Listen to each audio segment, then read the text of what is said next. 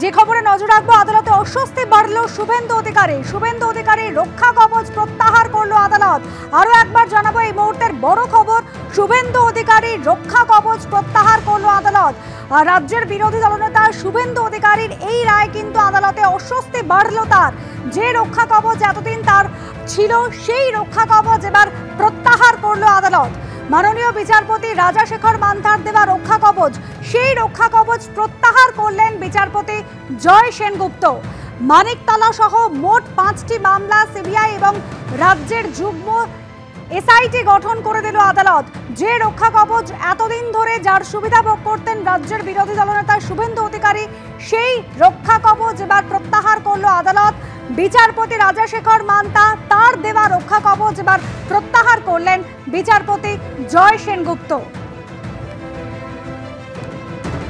শুভেন্দু অধিকারীর বিরুদ্ধে যে 15টি মামলা দায়ের হয়েছিল, সেই দায়ের হওয়া 15টি মামলাও কিন্তু খারিজ করলো আদালত।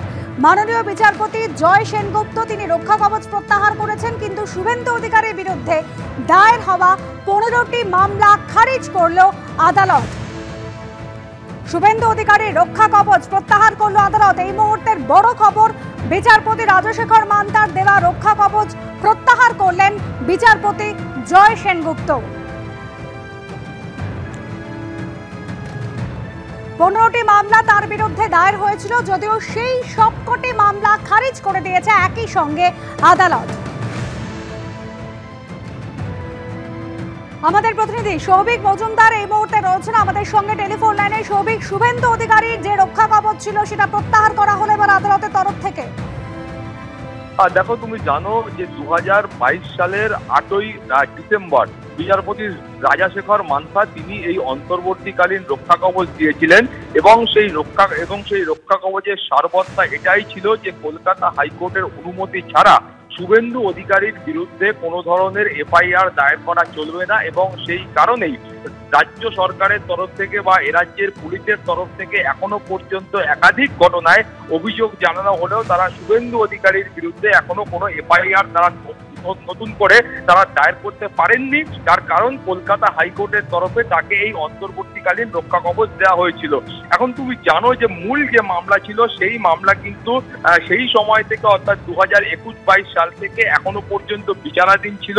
গত মে মাসে এই মামলার চূড়ান্ত পর্যায়ের যে শুনানি ছিল সেটা শেষ হয়ে গিয়েছিল এবং তার যে নির্দেশ ছিল অর্থাৎ চূড়ান্ত যে নির্দেশ ছিল সেই রায়দান স্থগিত রাখা হয়েছিল। আজকে মাননীয় বিচারপতি জয় সেনগুপ্ত তিনি এই মামলার ক্ষেত্রে তার চূড়ান্ত যে নির্দেশ সেটা তিনি দিয়েছেন, তিনি রায়দান করেছেন এবং তার সেই রায় অনুযায়ী এই যে অন্তর্বর্তীকালীন রক্ষা কবচ ছিল সেটা এই মুহূর্তে প্রত্যাহার করা হয়েছে।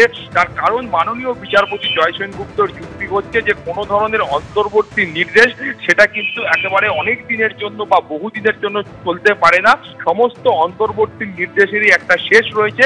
ফলত সেই কারণেই এই মামলাগুলোর নিষ্পত্তি করা হলো। এখন নতুন করে শুভেন্দু অধিকারী বা তার আইনজীবীদের তাদের যদি কিছু বলার থাকে তাহলে সেটা তারা সোমবারের মধ্যে লিখিত আকারে আবেদনপত্র দাখিল করে কলকাতা হাইকোর্টে বলতে পারেন এবং তার ভিত্তিতে পরবর্তী পর্যায়ের বিচার প্রক্রিয়াও এগোবে। এছাড়াও তুমি জানো যে শুভেন্দু অধিকারীর বিরুদ্ধে আরো যেমন একাধিক মামলা দায়ের হয়েছিল, তার মধ্যে মানিকতলা থানা সহ, নন্দীগ্রাম থানা সহ এবং কাঁথি থানা সহ মোট 5টি মামলায় এমন ছিল যেই মামলাগুলির ক্ষেত্রে শুভেন্দু অধিকারী নির্দিষ্ট করে কলকাতা হাইকোর্টে এসেছিলেন এফআইআর খারিজ করবার জন্য, এবং মানিকতলা সহ মোট 5টি মামলার ক্ষেত্রে নতুন করে একটি এসআইটি গঠন করার নির্দেশও দেওয়া হয়েছে এবং বলা হয়েছে সেই এসআইটিতে সিবিআই এবং এ রাজ্যের যারা পুলিশ রয়েছেন তারা সমান সংখ্যক থাকবেন এবং দুতরফই অর্থাৎ এ রাজ্যের তরফ থেকেও এবং সিবিআই এর তরফ থেকেও সুপার পদমর্যাদার কোনো আধিকারিক তারা দায়িত্বে থাকবেন এবং তারা এই 5টি মামলার ক্ষেত্রে ইনভেস্টিগেশন করবেন। এবং সেখানে খুব স্পষ্ট করে বলা হয়েছে যে এই 5টি মামলার যে ইনভেস্টিগেশন রয়েছে সেটা কিন্তু যুগ্মভাবে হবে, অর্থাৎ এ রাজ্যের পুলিশ এবং সিবিআই তারা একসঙ্গে এই তদন্ত তারা করবেন। এবং বাকি এছাড়াও কিন্তু প্রায় 15টি মামলা ছিল, যে 15টি মামলার ক্ষেত্রে শুভেন্দু অধিকারীর বিরুদ্ধে অভিযোগ উঠেছিল সেই মামলাগুলো কিন্তু আজকে কলকাতা হাইকোর্টের তরফ থেকে খারিজ করা হয়েছে।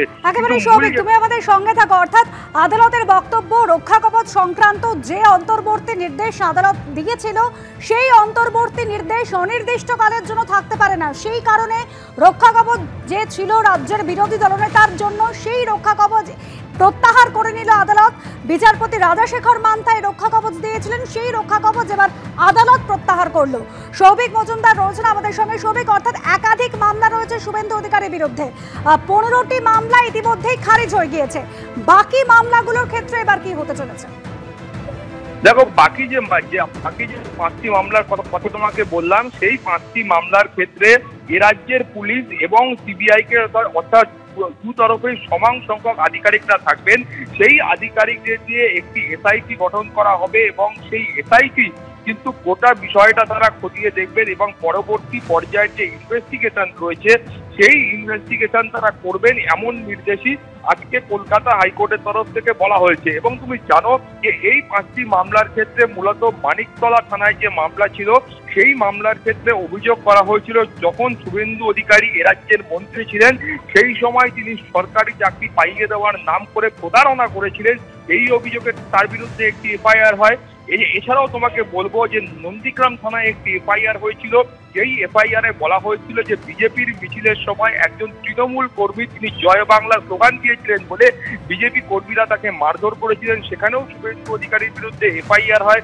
এছাড়াও তোমাকে বলবো যে কাঁথি থানায় একটি এফআইআর হয়েছিল যেখানে সুফল চুরির অভিযোগ উঠেছিল, সেই মামলাতেও কিন্তু এই এসআইটি তারা ইনভেস্টিগেশন করবেন। এবং শুভেন্দু এবং এছাড়াও কাঁথি থানার অপর একটি এফআইআর এবং পূর্ব মেদিনীপুরের পুলিশ সুপারকে হুমকি দেওয়া হয়েছে, এই মর্মে তমলুক থানায় একটা এফআইআর হয়েছিল।